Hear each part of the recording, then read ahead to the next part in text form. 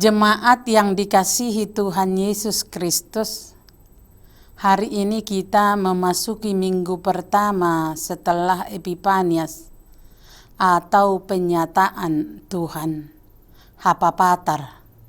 Marilah kita memasuki persekutuan yang kudus dengan Tuhan. Kita menyembah dan memuji namanya. Kita bernyanyi dari buku Ende nomor 17 ayat 1.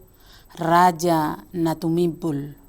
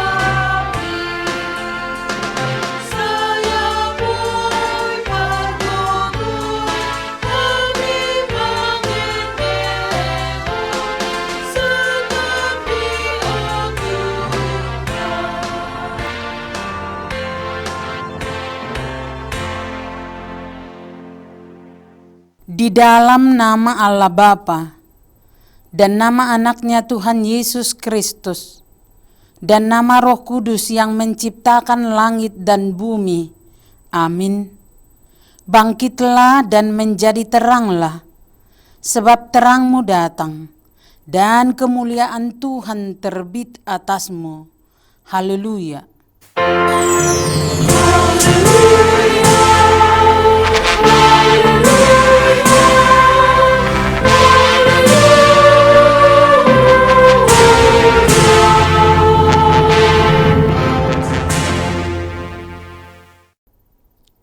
Marilah kita berdoa.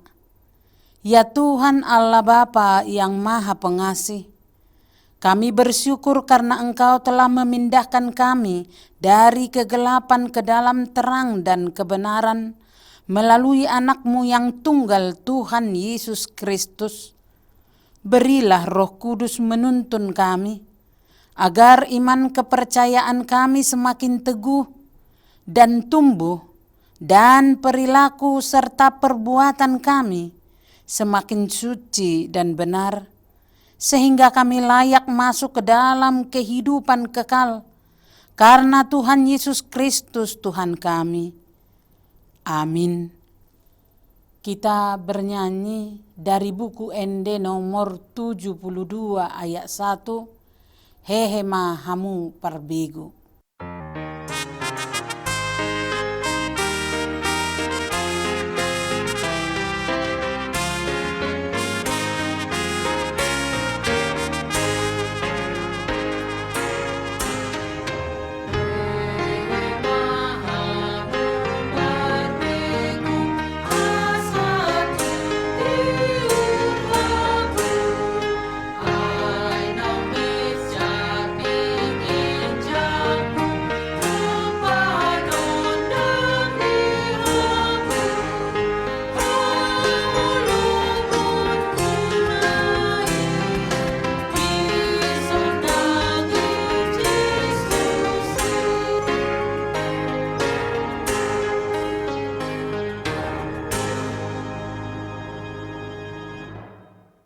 Dengarkanlah hukum Tuhan pada hari Minggu ini, yakni hukum yang pertama hingga ke-10. Hukum yang pertama, Akulah Tuhan Allahmu, jangan ada padamu Allah lain di hadapanku. Hukum yang kedua, jangan perbuat bagimu patung yang menyerupai apapun yang ada di langit, atau yang ada di bumi, atau yang ada di dalam air di bawah bumi, untuk disembah atau dituruti. Hukum yang ketiga, jangan menyebut nama Tuhan Allahmu dengan sembarangan, sebab Tuhan akan menghukum orang yang menyia-nyiakan namanya. Hukum yang keempat, ingat dan kuduskanlah hari Sabat. 6 hari lamanya engkau akan bekerja dan melakukan segala pekerjaanmu. Tetapi hari ketujuh adalah hari Sabat Tuhan Allahmu. Maka jangan melakukan suatu pekerjaan, engkau atau anakmu laki-laki, atau anakmu perempuan, atau hambamu laki-laki, atau hambamu perempuan, atau hewanmu, atau orang asing yang berada di tempat kediamanmu. Sebab pada 6 hari lamanya Tuhan menjadikan langit, bumi, dan laut, dan segala isinya. Dan ia berhenti pada hari yang ketujuh. Itulah sebabnya Tuhan memberkati hari Sabat dan menguduskannya. Hukum yang kelima, hormatilah ayah dan ibumu, supaya lanjut umurmu di bumi yang diberikan Tuhan Allahmu kepadamu. Hukum yang keenam, jangan membunuh. Hukum yang ketujuh, jangan berzina. Hukum yang kedelapan, jangan mencuri. Hukum yang kesembilan, jangan mengucapkan saksi dusta terhadap sesamamu manusia. Hukum yang kesepuluh, jangan mengingini rumah sesamamu. Jangan mengingini istrinya, atau hambanya laki-laki, atau hambanya perempuan, atau lembunya, atau keledainya, atau apapun yang dimiliki sesamamu. Bagaimana firman Tuhan tentang ke-10 hukum itu?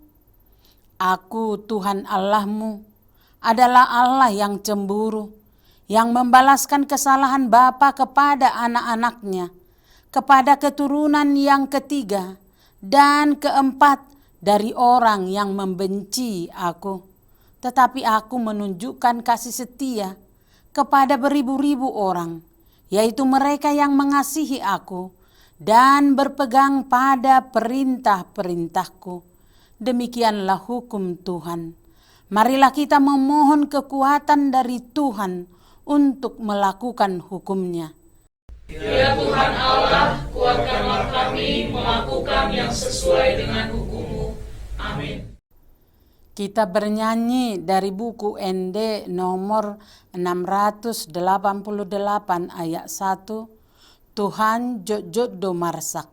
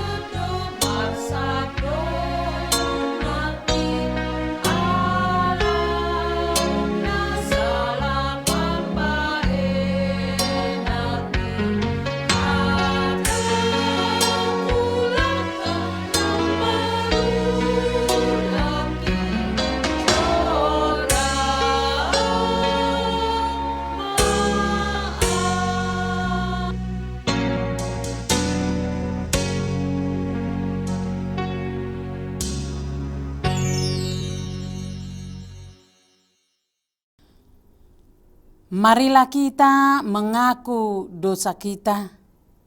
Ya Tuhan Bapa kami yang di sorga, Engkau Maha Pengasih dan benar.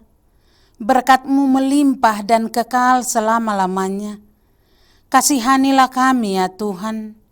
Lupakanlah segala kejahatan dan dosa kami.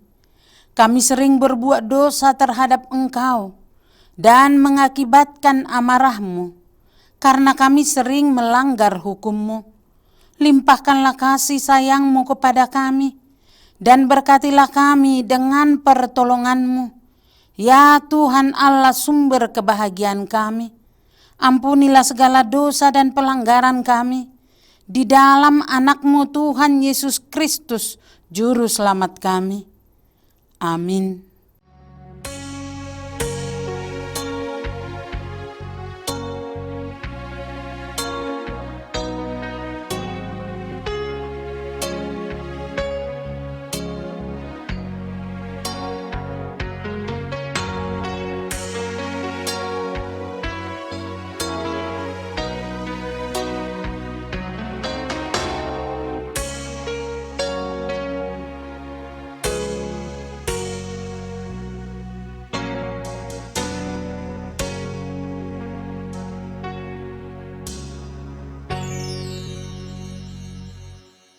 janji Tuhan tentang pengampunan dosa kita.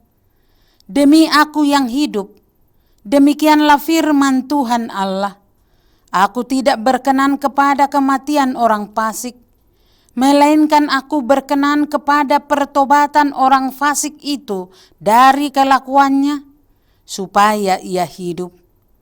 Kemuliaan bagi Allah di tempat yang maha tinggi. Amin. Kita bernyanyi dari buku Ende nomor 435 ayat 1. Marolopolop todiki.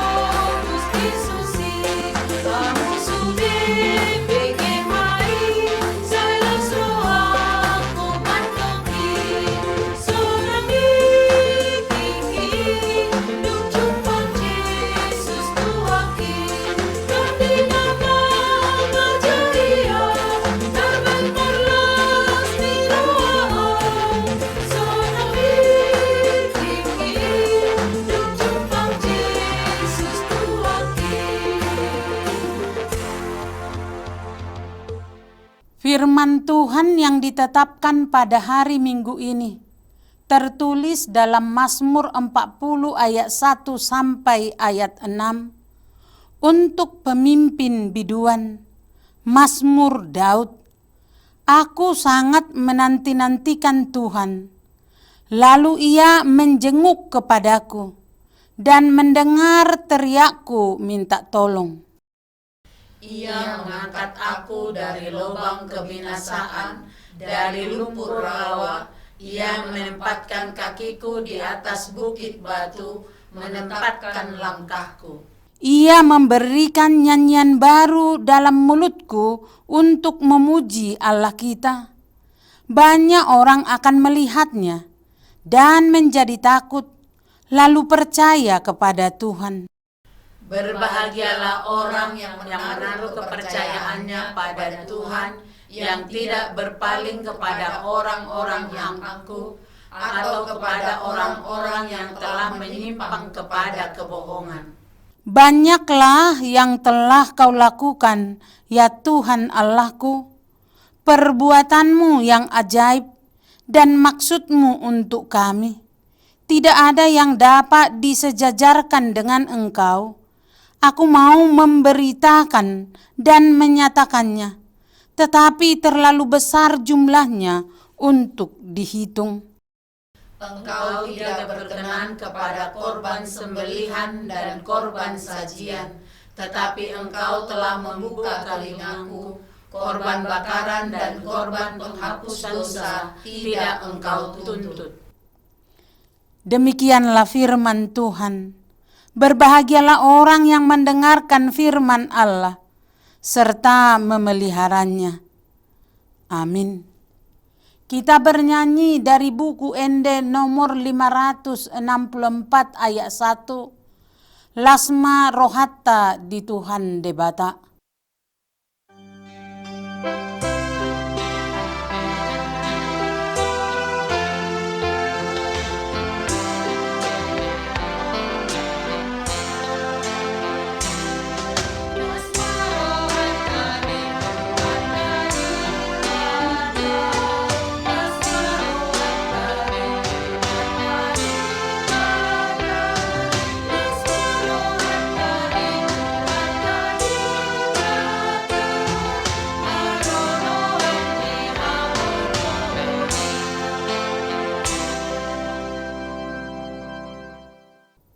Marilah kita bersama-sama mengaku iman kepercayaan kita, sebagaimana teman-teman seiman di seluruh dunia.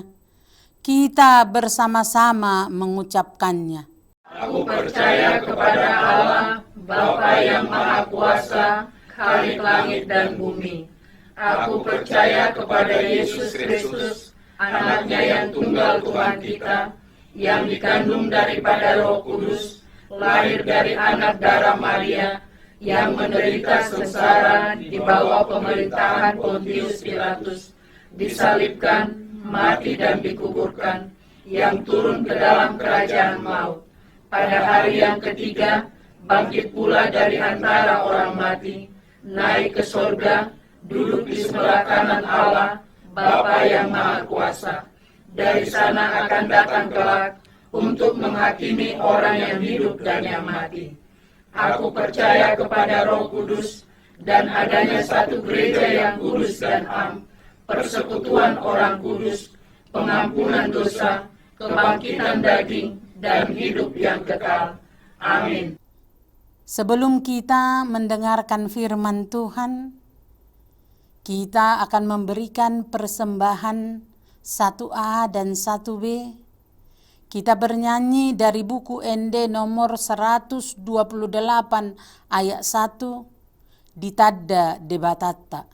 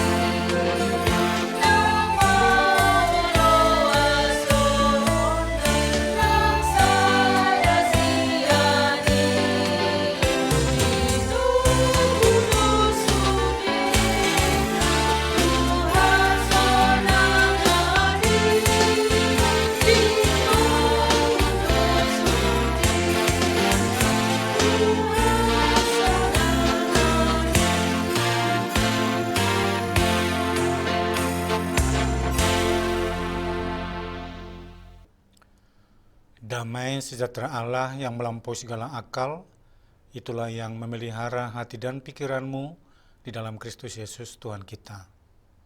Amin. Ibu bapak dan saudara-saudara yang Tuhan kasihi, firman Tuhan yang akan kita dengarkan pada hari Minggu ini tertulis dalam Kisah Para Rasul 8 ayat 14 sampai 25. Saya akan bacakan dan saudara-saudara semua mengikuti dalam hati. Ketika rasul-rasul di Yerusalem mendengar bahwa tanah Samaria telah menerima firman Allah, mereka mengutus Petrus dan Yohanes ke situ. Setibanya di situ, kedua rasul itu berdoa supaya orang-orang Samaria itu beroleh Roh Kudus. Sebab Roh Kudus belum turun di atas seorang pun di antara mereka, karena mereka hanya dibaptis dalam nama Tuhan Yesus. Kemudian keduanya menumpangkan tangan di atas mereka, lalu mereka menerima Roh Kudus. Ketika Simon melihat bahwa pemberian Roh Kudus terjadi oleh karena rasul-rasul itu menumpangkan tangannya, ia menawarkan uang kepada mereka, serta berkata, "Berikanlah juga kepadaku kuasa itu, supaya jika aku menumpangkan tanganku di atas seseorang, ia boleh menerima Roh Kudus." Tetapi Petrus berkata kepadanya, "Binasalah kiranya uangmu itu bersama dengan engkau, karena engkau menyangka bahwa engkau dapat membeli karunia Allah dengan uang. Tidak ada bagian atau hakmu dalam perkara ini, sebab hatimu tidak lurus di hadapan Allah. Jadi bertobatlah dari kejahatanmu ini, dan berdoalah kepada Tuhan, supaya ia mengampuni niat hatimu ini. Sebab kulihat bahwa hatimu telah seperti empedu yang pahit, dan terjerat dalam kejahatan." Jawab Simon, "Hendaklah kamu berdoa untuk aku kepada Tuhan, supaya kepadaku jangan kiranya terjadi segala apa yang telah kamu katakan itu." Setelah keduanya bersaksi dan memberitakan firman Tuhan, kembalilah mereka ke Yerusalem, dan dalam perjalanannya itu, mereka memberitakan Injil dalam banyak kampung di Samaria. Saudara-saudara yang Tuhan kasihi, memberitakan firman Allah atau Injil itu merupakan tugas pokok gereja, sebagaimana amanat agung yang Tuhan Yesus berikan dan menyuruh murid-muridnya pergi memberitakan Injil sampai ke ujung bumi.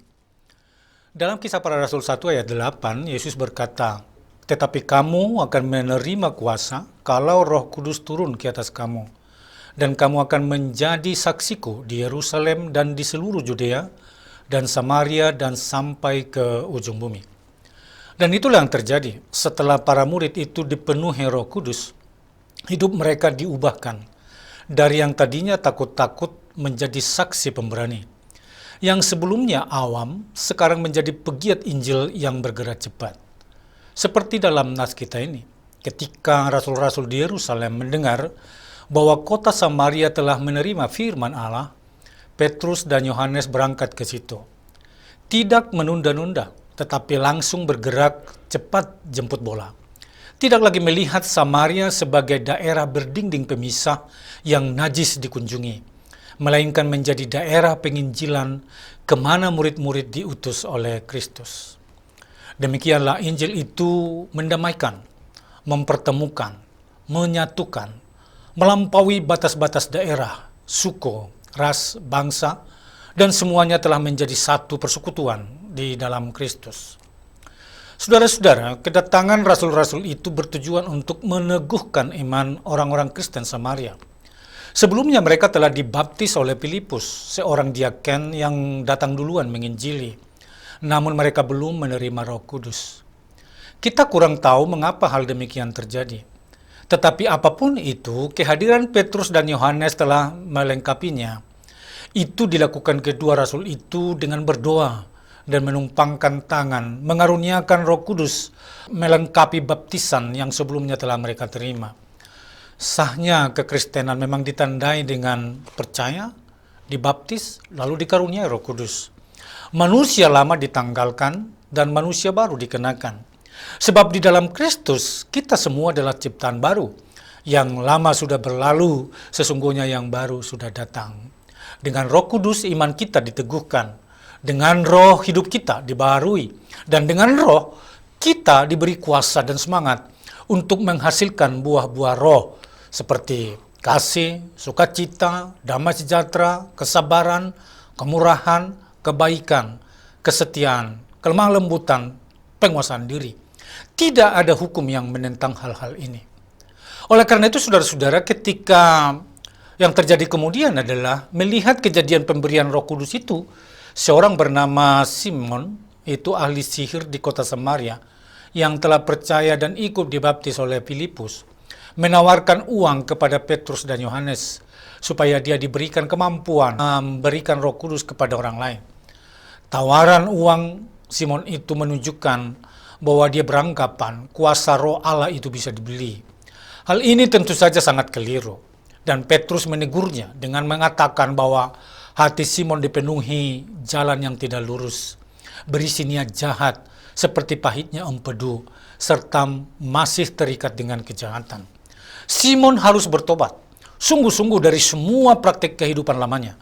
Syukurlah Simon menyadari kekeliruannya dan memohon supaya Petrus mendoakannya.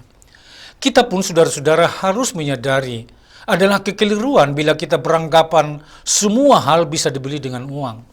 Praktik dagang, jual beli tidak ada sama sekali dalam berhubungan kita dengan Tuhan. Roh Kudus tidak dapat dibeli dengan uang, tetapi dikaruniakan kepada orang yang percaya dan menerima Yesus sebagai Tuhan dan Juru Selamatnya. Dosa juga tidak mungkin bisa ditebus dengan memberikan sejumlah uang. Jalan pengampunan adalah menyesal dan bertobat. Berkat-berkat Tuhan pun tidak bisa kita beli atau disogok atau dengan memberi suap kepada Tuhan, melainkan Allah memberikan dengan cuma-cuma kepada setiap orang yang berharap kepadanya. Oleh karena itu respon kita ialah bersyukur serta turut menjadi kawan sekerja Allah dalam memberitakan firman-Nya melalui perkataan dan melalui segala pekerjaan yang baik. Amin. Marilah kita berdoa. Allah Bapa di sorga, kami bersyukur di dalam Kristus Yesus Tuhan Juru Selamat kami, ketika Engkau telah mempercayakan berita Injil itu, supaya kami juga turut bekerja di dalamnya. Engkau perlengkapilah kami semua hamba-hambamu dan semua orang Kristen, supaya mereka menyadari bahwa memberitakan firman Allah merupakan respon kami atas keselamatan dan karya besar yang Tuhan kami terima dalam kehidupan kami, sehingga kami senantiasa terpanggil untuk memberitakan firman Allah dimanapun kami berada. Berikanlah Roh Kudus-Mu untuk mengajari kami Tuhan, supaya kami mampu menunaikan tugas ini hingga sampai selesainya. Ketika hidup kami, Tuhan berkati, kami juga diberangkatkan untuk memberitakan firman Allah dimanapun kami berada dan dalam kesempatan apapun. Terima kasih, ampuni dosa-dosa kami, dalam Kristus Yesus kami berdoa. Amin. Mari saudara-saudara kita sambut firman Tuhan dengan bernyanyi dari buku Ende nomor 74 ayat 1, Sai Marlas Nirohaita, sambil mengumpulkan persembahan.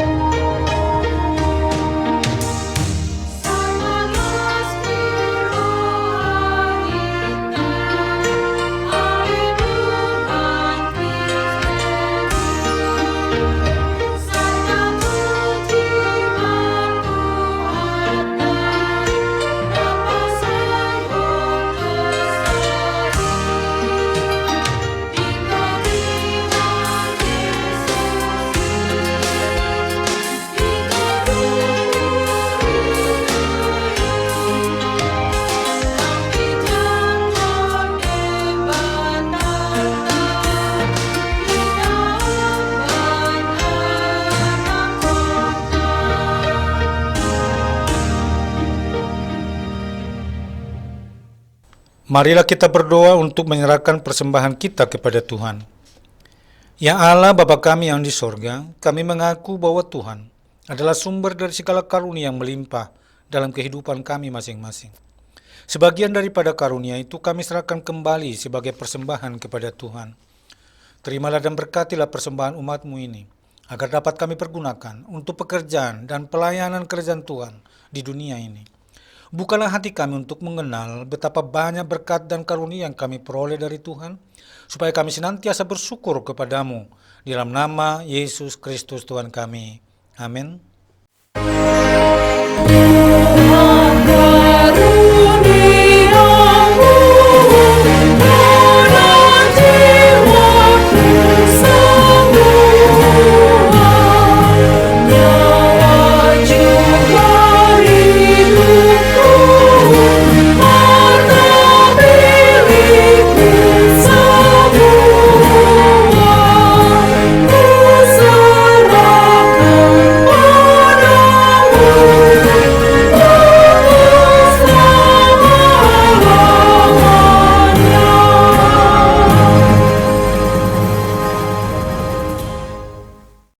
Bapa kami yang di sorga, dikuduskanlah namamu, datanglah kerajaanmu, jadilah kehendak-Mu di bumi seperti di sorga.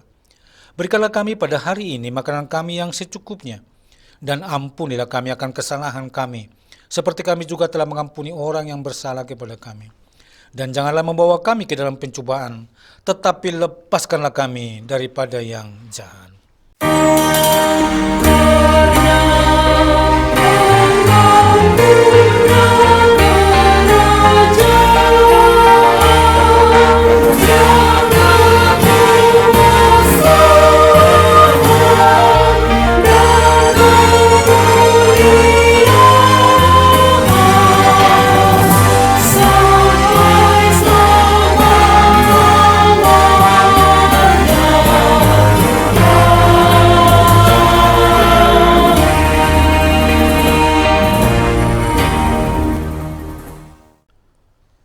Terimalah berkat Tuhan. Tuhan memberkati engkau dan melindungi engkau. Tuhan menyinari engkau dengan wajah-Nya dan memberi engkau kasih karunia. Tuhan menghadapkan wajah-Nya kepadamu dan memberi engkau damai sejahtera. Amin.